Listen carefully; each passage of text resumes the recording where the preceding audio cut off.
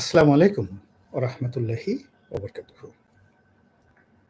সম্মানিত দর্শক, আজকে আবার আপনাদের সঙ্গে সরাসরি কথা বলার জন্য সংযুক্ত হলাম।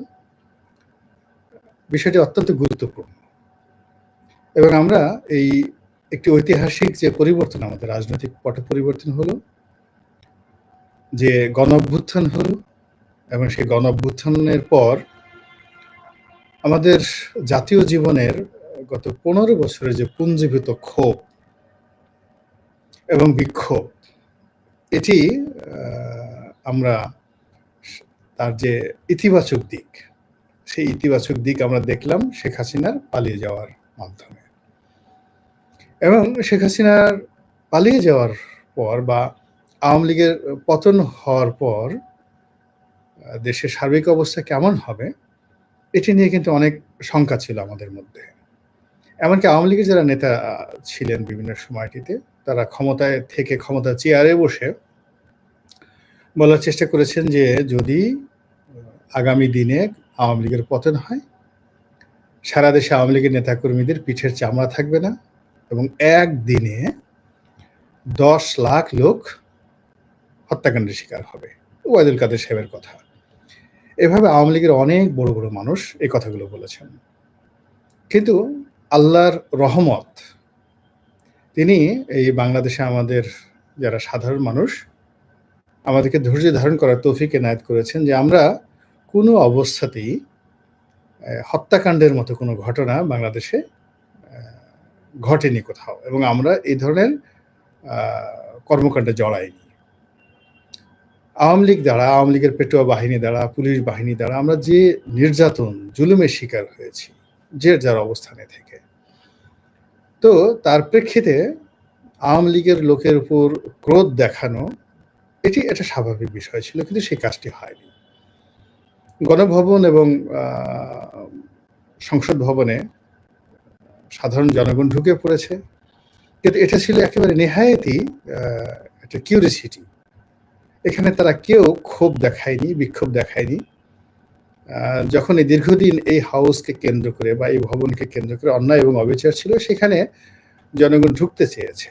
এবং আমাদের পার্শ্ববর্তী দেশ প্রতিবেশী শ্রীলঙ্কাতে যে প্রেসিডেন্ট প্রাসাদকে কেন্দ্র করে যে ঘটনাগুলো ঘটেছে, ঠিক ওই রকমই একটা ঘটনার স্বপ্ন মানুষ দেখেছিল। ফলে যখন এই গণঅভ্যুত্থানটি সফল হলো, অভাবিতভাবে মানুষ এই গণভবনের দরজা ভেঙে ফেললো, ওয়াল ভেঙে ফেললো এবং সেখানে ঢুকলো, এবং ঢুকার পরে যা হবার তাই হলো। কিন্তু এর মধ্যে কোনো রকম সন্ত্রাস হয়নি।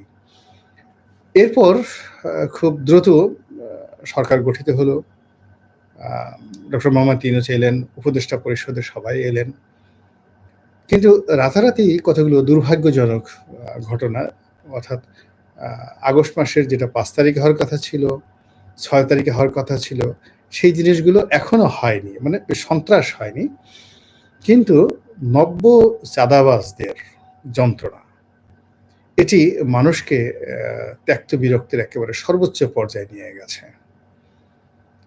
এবং যারা এর দ্বারা এই ভুক্তভোগী হয়েছেন ইতিমধ্যে, অন্যান্য সময়ের একটা ব্যাপার হলো কি, যখন আওয়ামী লীগের জামানাতে, বিএনপি জামানাতে, অন্য যে কোনো জামানাতে যখন একটা সমস্যা হয়, এগুলো নিষ্পত্তি করার জন্য আইন আছে, আদালত আছে, কোর্ট আছে, কাছারি আছে, সমাজের নেতা থাকে, মুরব্বী থাকে, মানুষজন বিপদগ্রস্ত হয়ে তাদের কাছে গেলে সমস্যার সমাধান হয়ে যায়। কিন্তু এই ১০ তারিখের পর থেকে বা ৭-৮ তারিখের পর থেকে বিভিন্ন জায়গাতে এর জমি দখল, ওই ঘাট দখল, মাঠ দখল, গার্মেন্টসের ঝুট দখল, মিল কারখানা দখল, ওখানে আগুন লাগাও, ওখানে ওই অফিসে গিয়ে সে বিয়ে আওয়ামী লীগ করতে থাকে, ভয় দেখাও, টাকা আদায় করো, ওর বাসা রাতে আসামি আছে কিনা সেখানে খোঁজ খবর করো। এই কাজগুলো করতে করতে মানে সারা বাংলাদেশে মানুষের মধ্যে একটা ত্রাহি ত্রাহি অবস্থা তৈরি হয়ে গেছে, এবং মানুষ বলে যে আল্লাহ এ কি বিপদে পড়লাম, এক জালেম তাড়াতে গিয়ে এদিকে আরো হাজারো মস্ত জালেমের কবলে আমরা পড়ে গেছি। কারণ এগুলো জামাতের আমির যে একা বলেছেন তা নয়, এগুলো মানুষের মুখে মুখে আসছে। কোনো কোনো জায়গাতে রাজনৈতিক দলের পরিচয়ে অনেক অপকর্ম করার চেষ্টা করছে, রাজনৈতিক দলগুলো বলার চেষ্টা করছে যে আমরা এর সাথে জড়িত নয়। আবার কোনো ক্ষেত্রে যখন রাজনৈতিক দলগুলো সরাসরি ধরা পড়ে যাচ্ছে যে দলের পদবিধারী লোকজন অপকর্মের সাথে জড়িয়ে যাচ্ছে, তখন রাজনৈতিক দলগুলো আবার তাদেরকে বহিষ্কার করছে, কিন্তু পরিস্থিতির উন্নতি হচ্ছে না। এই হলো একটা সমস্যা। ২ নম্বর সমস্যা হলো ট্রাফিক ব্যবস্থা, ঢাকার ট্রাফিক ব্যবস্থা। এটিতে প্রথম কয়েকদিন ছাত্ররা দায়িত্ব পালন করলো। এই দায়িত্ব পালনের সময় তাদের যে আন্তরিকতার কোনো অভাব ছিল না, কিন্তু ভীষণ রকম বিরক্তিকর ছিল। একটা গাড়ি ১০-১২ বার এই দেখা গেল সায়েন্স ল্যাবরেটরি মোড়ে একজনে চেক করলো, এক গ্রুপ চেক করলো, আবার সিটি কলেজের সামনে আরেক গ্রুপ চেক করলো। সিটি কলেজ থেকে আপনি এগিয়ে আপনি কলাবাগান যেতে না যেতে আরেক গ্রুপ আটকালো। তো এইভাবে দেখা যাচ্ছে যে মানুষ এই ট্রাফিক ব্যবস্থার উপর ছাত্রদের সেই গাড়ির কাগজপত্র চেক করা, কথাবার্তা, অ্যাটিটিউড সব মিলিয়ে একেবারে বিরক্তির সীমানায় চলে গেল। যাই হোক, সেখান থেকে যখন ট্রাফিক পুলিশ আসলো, ট্রাফিক পুলিশ আসার পর সমস্যার সমাধান হয়নি, বরং আরো বেড়ে গেছে। এখন আপনি দেখবেন যে হাতে গোনা ২-৪টি ভিআইপি যে লোকেশন আছে, যেখানে সাধারণত রাষ্ট্রের গুরুত্বপূর্ণ ব্যক্তিরা চলাফেরা করে, যাদের হাতে ক্ষমতা আছে, সেই জায়গাগুলোতে পুলিশ মোটামুটি দায়িত্ব পালন করার চেষ্টা করছে। বাকি জায়গাতে এরা করে কি, সেই সিগন্যাল রেখে দূরে গিয়ে বসে থাকে, আকাশের দিকে তাকিয়ে থাকে। কে সাব ইন্সপেক্টর, কে কনস্টেবল, কিছুই না, মানে পকেটে হাত দিয়ে বসে থাকে, মোবাইল টিপতে থাকে। ওদিকে সেই একটার পর একটা যাকে বলা হয় সেখানে লেগে গেছে, মানে যানজট লেগে গিয়েছে, ট্রাফিক জ্যাম লেগে গিয়েছে, কিন্তু ওদিকে তাদের কোনো খেয়াল নেই। আপনি ডেকেও কাউকে পাবেন না। আর বেশিরভাগ যে ক্ষেত্রে দেখা যাচ্ছে যে কে পয়েন্টগুলোতে কোনো ট্রাফিক পুলিশই নেই, আর ২-১ জায়গাতে যদি আসে তারা আকাশের দিকে তাকিয়ে থাকে। তো এটা খুবই অসহ্য, অস্বাভাবিক এবং মন খারাপ করার দৃশ্য। এটা ঢাকা শহরে যারা বসবাস করেন, অন্য চট্টগ্রামে বসবাস করেন, অন্যান্য শহরে একই অবস্থা। এরপর আপনি যদি থানাগুলোতে যান, সেখানেও পুলিশ বলতে গেলে কেমন যেন একটা গা ছাড়া একটা অবস্থা। সেখানে আপনি মামলা করতে যাচ্ছেন বা মামলার প্রতিকার পেতে যাচ্ছেন, পুলিশের যে একটা অংশগ্রহণ, দায়িত্ব এবং কর্তব্যবোধ, কর্তৃত্ববোধ, এই জিনিসটা তারা কিন্তু প্রদর্শন করছেন না। সরকারি অফিস আদালতে একই অবস্থা। সচিবালয় ডিসি নিয়োগের জন্য, সচিব হওয়ার জন্য, আওয়ামী লীগের লোকদেরকে বাদ দেওয়ার জন্য, জামাতের লোক বসানোর জন্য, বিএনপির লোকের বসানোর জন্য সেখানে প্রতিদিন যে মহড়া হচ্ছে, সেই তুলনায় জনগণের যে সেবা, সেই সেবা দেওয়ার ক্ষেত্রে সেখানে আসলে কিছুই হচ্ছে না। ডক্টর মোহাম্মদ ইউনূস ক্ষমতা নিয়েছেন, এখন তার পক্ষে যতটা সম্ভব তিনি তো করে যাচ্ছেন। উপদেষ্টারাও চেষ্টা চালাচ্ছেন, কিন্তু সমস্যা হলো যে উপদেষ্টাদের ঠিক সেই পলিটিক্যাল কানেক্টিভিটি নাই, তাদের ক্যাডার বাহিনী নাই, দল নাই, কোনো কিছু নাই। ফলে তাদের কথা কে শুনবে? তারা ওই গার্মেন্টসের শ্রমিকদের সঙ্গে বৈঠক করতে যাচ্ছেন, শ্রমিক নেতারা তাদের কথা শুনছেন না, মালিকরা তাদের সামনে হাতাহাতি করছেন, তারা সেখানে বসে আছেন। এইভাবে সব সেক্টরে মানে এরকম একটা বিশ্রী অবস্থা তৈরি হয়েছে যে জনজীবন মানে যাকে বলা হয় কেউ স্বস্তিতে নেই। এরপরে সবচেয়ে বেশি ভয়াবহ অবস্থা তৈরি হয় সন্ধ্যার পরে। আমি ঢাকা শহরে থাকি, গ্রামেও দেখি, গ্রামের অনেক জায়গাতে চুরি হচ্ছে, ডাকাতি হচ্ছে, লুটপাট হচ্ছে, তারপর সন্দেহজনক কর্মকাণ্ড। কোনো অবস্থাতেই স্বস্তিতে যে আপনি ঘুরবেন সেই অবস্থাতে নাই। তো এই কারণে সেনাবাহিনী থেকে শুরু করে পুলিশ বাহিনী সবার প্রতি সাধারণ মানুষের একটা দাবি যে ইমিডিয়েটলি আইনশৃঙ্খলা মানে আইনশৃঙ্খলাটাকে একটা সিস্টেমের মধ্যে আনেন, সহনীয় পর্যায়ে আনেন। বাংলাদেশ ব্যাংকের রিজার্ভ বাড়বে, ব্যাংক ব্যবস্থা ভালো হবে, বিদেশ থেকে লোন আসবে, ভবিষ্যতে সংস্কার হবে, নির্বাচন হবে, আওয়ামী লীগ ক্ষমতা আসবে না, বিএনপি আসবে, জামাত আসবে। এগুলো এখন মানুষের কাছে এই মুহূর্তে দ্বিতীয়, তৃতীয় বা চতুর্থ স্তরের কল্পনায় চলে গেছে। এখন এই মুহূর্তে তাদের দরকার হলো নিরাপত্তা, সামাজিক নিরাপত্তা।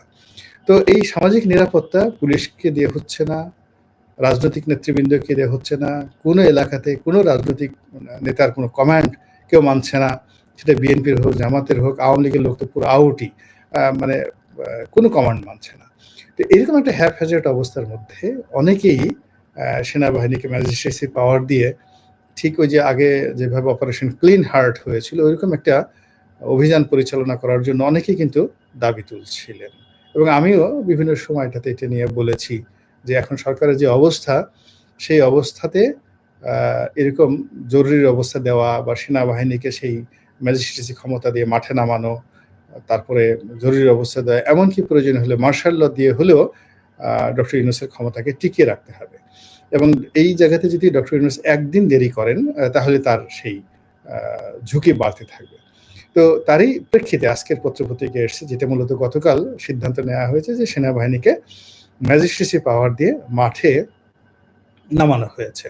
এবং এরই মধ্যে অনেক এলাকাতে খবর হয়ে গেছে, ময়মনসিংহে এরকম এক চাঁদাবাজকে ধরেছে, যে যুবদলের নেতা হিসেবে পরিচিত, এবং সে মারা গেছে এবং বেশ কয়েকজনকে হাসপাতালে ভর্তি করানো হয়েছে। মানে আপনি তো সেনাবাহিনী বুঝেনি, ইটস এ গুড থেরাপি। তো সেই গুড থেরাপিতে মোটামুটি ময়মনসিংহ শহরে খবর হয়ে গেছে এবং সারা বাংলাদেশের মেসেজ চলে গেছে। এবং আপনারা যারা তৃণমূলে আছেন, এই অনুষ্ঠান যারা দেখছেন দেশের বিভিন্ন প্রান্তে, তারা আপনারা ভালো বলতে পারবেন যে আসলে এই গত রাত থেকে আজকে পর্যন্ত সেখানে কি হয়েছে। তো এই যে সেনাবাহিনীকে যে ম্যাজিস্ট্রেসি পাওয়ার দেওয়া হলো, এটার ভালো দিক এবং মন্দ দিক, এই বিষয়গুলি নিয়ে আরও আলোচনা করব। তার আগে একটু দেখে নেই যে কারা কারা আমার সঙ্গে আছেন এবং কী কী মন্তব্য আছেন। সম্মানিত দর্শক, আমি এ যাবৎ প্রায় 10 মিনিট 48 সেকেন্ড কথা বলেছি। 1308 জন ভাই আমাদের সঙ্গে আছেন। জামাত ইসলামী জিন্দাবাদ, জয় বাংলা, জয় বঙ্গবন্ধু, ওরে বাবা, পাশাপাশি জামাত আর আওয়ামী লীগ। তারপরে your sound have some noise, AC চলছে এজন্য নয়েজ দিচ্ছে, আমি এসিটা বন্ধ করে দিচ্ছি। আচ্ছা, যাই হোক, সাউন্ড হ্যাভ সাম নয়েজ। তারপরে হলো ঘুষ নাই এর জন্য সমস্যা। আসসালামু আলাইকুম স্যার, কেমন আছেন আপনি? আজ আপনার একটা সাহায্য প্রয়োজন আপনার কাছ থেকে। নির্বাচনী এলাকা বাউফল থানা একজন নাগরিক একজন বলছেন, তারেক জিয়া ছাড়া বাংলাদেশ কল্পনা করা যাবে না, আপনি এটা বলেন প্লিজ। তারেক জিয়া ছাড়া বাংলাদেশ কল্পনা করা যাবে না স্যার, এইটা আপনি বলেন প্লিজ। এই তো বলে দিলাম আপনার কথা মতো। জয় বাংলা, জয় শেখ হাসিনা, সরকার বারবার দরকার। আচ্ছা, সোহাগ অফিসিয়াল, মানে আপনি এখনো পর্যন্ত জয় বাংলা, জয় শেখ হাসিনা বা জয় শেখ হাসিনা সরকার বারবার দরকার, প্রত্যেকটা জিনিসের স্থানকাল পাত্র আছে brother, this not the time. জয় বাংলা বলতে, জয় হাসিনা বলতে আরো অনেক অনেক বছর অপেক্ষা করতে হবে। তো অবাক করতে হবে ভুল ভ্রান্তিগুলো যাকে বলা হবে। আরেকজন লিখছে Tarikur Rahman Fahim, boycott BNP, boycott BNP. মানে বিএনপি নমিনেটেড ব্যক্তি হিসেবে জনসভায় গিয়েছিলেন নাকি? না ভাই, আমি বিএনপির নমিনেটেড ব্যক্তি হিসেবে জনসভায় যাইনি, দূর থেকে জনসভা দেখেছি। বিএনপিতে আমার কোনো পদ নাই, পদবি নাই, আমি একজন নিরপেক্ষ ব্যক্তি হিসেবে কথাবার্তা বলার চেষ্টা করছি। এই হলো অবস্থা। আগামীতে মনোনয়ন পাবো। আর একজন বলছেন মহাপণ্ডিত সব জানতা রনি হাজির, কি সোনিয়া নেহা। নেহা, অবশ্যই পাণ্ডিত্য আছে, আমার পাণ্ডিত্য আছে, দীর্ঘদিন যাবৎ পড়াশোনা করছি এবং বাংলাদেশে গোলাম মোল্লা রনির সামনে কথা বলা বা কলম ধরার সামনে যদি কারো আপনাদের সাহস থাকে একদিন আমাকে ডাকেন বা আমি আসবো। তো আমার পাণ্ডিত্য আছে বলেই আমি পাণ্ডিত্য দেখাচ্ছি।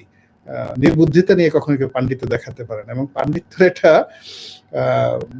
হলো, মানে বিপদ হলো যে কোনো মানুষ যদি কোনো একটা বিষয় জানে সে বসে থাকতে পারে না, এটা মানুষকে সাহসী করে তোলে। তো সেটা আছে। আর সব জানতা, আমি সব জানি না, আমি কিছু কিছু জানি, বাট আমি সব জানি না। এই গেল। আরেকজন বললেন বয়কট বিএনপি। রনি সাহেব, এবার যদি বিএনপি থেকে মনোনয়ন না পান তাহলে কি এবার জাতীয় পার্টিতে যোগ দিবেন? না রে ভাই, এবার আপনাদেরকে একটা কথা বলি, বিএনপি থেকে মনোনয়ন চাইবো কিনা এখনো কিন্তু সিদ্ধান্ত নেয়নি। আমি 2014 সনে আওয়ামী লীগের মনোনয়ন চাইনি, এই কারণে চাইনি যে তখন বিএনপি অংশগ্রহণ করেনি। আপনাদের এই অনুষ্ঠানে আমি আজকে বললাম যে আগামীতে যদি সব দল অংশগ্রহণ না করে, সব দল ইনক্লুডিং আওয়ামী লীগ, সব দলকে যদি নির্বাচনে না আনে, সেক্ষেত্রে বিএনপির মনোনয়ন পত্রই কিনবো না। ইলেকশন তো দূরের কথা, মনোনয়ন পত্রই কিনবো না, একই অবস্থা। আপনারা বুঝতে পারছেন বাংলার কথা? আবার আপনাকে বলি, ইতিহাসের জানা অজানা, আবারও আপনাকে বলছি যে সব মানুষকে নিজের মাপকাঠি দ্বারা মাপবেন না। সব মানুষ নমিনেশন চায় না, সব মানুষ এমপি হতে চায় না, সব মানুষ ক্ষমতায় যেতে চায় না। কিছু কিছু মানুষ আছে যারা আমার মতো কথা বলতে চায়। তো এই হলো ইতিহাসের জানা অজানা ব্যক্তি যে ভাই আছেন তার নিকট বক্তব্য আর কি। যিনি বঙ্গবন্ধু বলা বাদ দিতে পারেন না, তিনি কখনো বিএনপি হতে পারেন না। আমি বিএনপি হতে চাই না, বঙ্গবন্ধুকে সবসময় বঙ্গবন্ধুই বলবো। এতে যদি বিএনপি মনোনয়ন না দেয়, দেবে না, অসুবিধাটা কি? কিন্তু আমি আমার মতো বলে যাব আর কি, এই অবস্থা। আইন আদালত নিয়ে কিছু বলুন, পুলিশ আসামি ধরছে না তাই কোর্টে মামলা হচ্ছে না। জয় ইন্ডিয়া, জয় ইসরায়েল, জয় শেখ হাসিনা, নাউজুবিল্লাহ মিন জালেক। একজন বলছেন মিস্টার রহিম। আর একজন বলছেন সরকারের প্রয়োজন নয়, সেনাবাহিনী ক্ষমতায় থাক, রাজনীতির দল বিলুপ্ত করা হোক, তাহলে দেশে অশান্তি থাকবে না, মাত্র 18 ঘন্টার মধ্যে সবই ঠান্ডা। অনেক বক্তব্য এখানে, যেহেতু মানুষ যখন একটা প্ল্যাটফর্ম পায় তখন যে যার মতো কথা বলতে থাকে।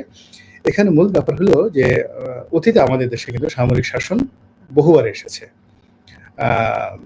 স্পেশাল ক্ষমতা দিয়ে বঙ্গবন্ধু রক্ষী বাহিনীকে মাঠে নামিয়েছেন এবং এ যাবৎকালে কোন আইন শৃঙ্খলা রক্ষাকারী বাহিনী মাঠে যত তাণ্ডব চালিয়েছে, অত্যাচার জুলুম চালিয়েছে, রক্ষী বাহিনীর রেকর্ড কেউ ব্রেক করতে পারেনি। বঙ্গবন্ধুর রক্ষী বাহিনী বাংলাদেশে সবচেয়ে বেশি জুলুম অত্যাচার চালিয়েছে। জাসদের যারা নেতা, হাসানুল হক ইনু থেকে শুরু করে অন্যান্য যারা আছেন, তারা প্রকাশ্যে বলে আসছেন যে এই রক্ষী বাহিনীর হাতে 30,000, আবার আমি বলছি 30,000 জাসদের নেতা কর্মী মারা গিয়েছেন, গুলি করে মেরে ফেলেছে 1 থেকে 2 বছরের মধ্যে। আপনি বুঝতে পারেন যে রক্ষী বাহিনী কি পরিমাণ তাণ্ডব চালিয়েছে। এরপরে রক্ষী বাহিনীর পর আসলো জিয়াউর রহমান সাহেবের জামানাতে মার্শাল্লাহ, তারপর এরশাদের জামানাতে দীর্ঘদিন মার্শাল্লাহ, জরুরি অবস্থা, কারফিউ, পুরো এরশাদের 9টি বছর আমরা ভোগ করেছি। এরপর 111-এর সময় আমরা মার্শাল্লাহ দেখেছি। তারপরে বিএনপির ক্ষমতায় আসার পর যখন আমরা দেখলাম যে অপারেশন ক্লিন হার্ট হলো, সেই জিনিসগুলো আমরা দেখেছি। অর্থাৎ আমাদের দেশের যে সেনাবাহিনী, আমরা তাদেরকে চিনি আর সেনাবাহিনীও আমাদেরকে চিনে। তো সেনাবাহিনীর যে অপারেশনটা, এই অপারেশনটা আসলে একটা সাময়িক প্রশান্তি আনবে। মানে তারা পুরো পরিস্থিতি নিয়ন্ত্রণ করতে তাদের 2 থেকে 3 দিন সময় লাগবে, আর এটি তারা বড় জোর 2 থেকে 3 মাস এটাকে তারা কন্টিনিউ করতে পারবে। 3 মাস পরে আবার মানুষ কিন্তু তাদের ভয়টা ভেঙে যাবে। তো কাজে এই 3 মাসের মধ্যেই পুলিশ বাহিনীকে গড়ে তুলতে হবে, এই 3 মাসের মধ্যে রাজনৈতিক নেতৃত্বকে ঘুরে দাঁড়াতে হবে এবং এই 3 মাসের মধ্যেই সেনাবাহিনীকে তার স্থান পরিবর্তন করতে হবে।